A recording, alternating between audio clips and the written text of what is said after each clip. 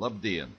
Apskatīsim uzdevumu, kurā ir jāaprēķina soda maksa, ja klients nokavē maksājumus ilgāk par 10 dienām. Soda maksas apmēru nosaka nokavēto dienu skaits reiz 1% no kopējās summas. Protams, šo uzdevumu varētu aprēķināt arī vienkārši ar if funkciju. To mēs esam jau izmēģinājuši, bet tagad pamēģināsim izveidot speciālo funkciju, kuru ieliksim Microsoft katalogā un pieņemsim, kā funkcijas nosaukums būs sods. Katrai funkcijai ir jābūt arī argumentiem. Mūsu gadījumā argumenti ir D1, D2, tie ir 2 datumi, un summa, no kuras tiek aprēķināta soda maksa. Sākam programmēt.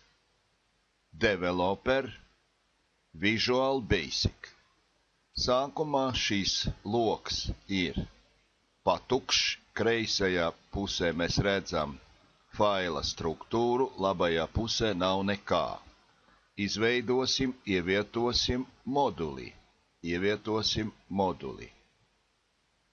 Šeit moduls parādās arī faila struktūrā, moduls 1. Lai izveidotu funkciju, ir jāizveido procedūra. Ievietosim insert procedūru. Procedūra var būt vai nu programma, SAP vai function. Mūsu gadījumā function izvēlāmies. Un name mums ir izdomāts, kā funkcijas nosaukums ir sods. Apstiprinām, redzam, ka parādās programmas makrosa virsraksts ar nosaukumu public function sods, un šai procedūrai ir arī beigu rinda.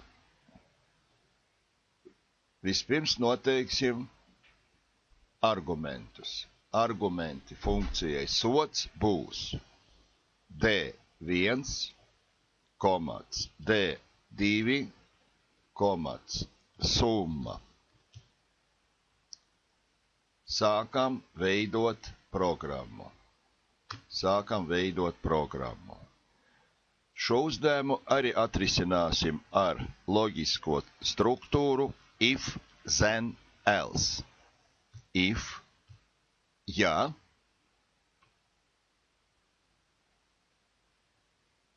D2 mīnus D1 lielāks par 10, tad then sodu maksu nosaka formula. Funkcijas nosaukums sods vienāds summa reiz 1%, bet procentu mēs nerakstām, rakstām 0,01. Makros viņu nesaprot procentos. Reiz nokavēto dienu skaits D2 mīnus D1 mīnus 10. Iekava ciet. Soda maksa ir aprēķināta. Ja nosacījums neizpildās, tad else sods vienāds ar 0. Un loģiskā struktūra ir jānobeidz. And, if. Ar to programma ir uzrakstīta. Ievietosim otrajā rindā komentāru ar vienkāršo pēdiņu. Soda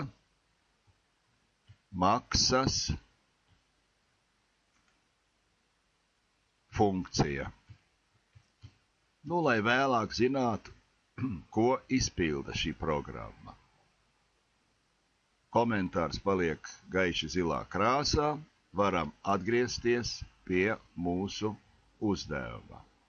Soda maksa. Ejam meklēt tagad savu izveidoto funkciju. Function katalogā. Pie kategorijām atrodam user defined, lietotāja definētie, un mēs redzam, jau ir sods funkcijas nosaukums. Apstiprinām.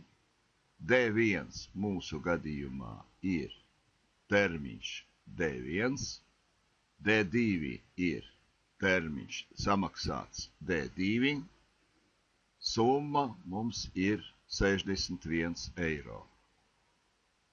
Klients nav nokavējis, viņam soda maksa vienāda ar 0.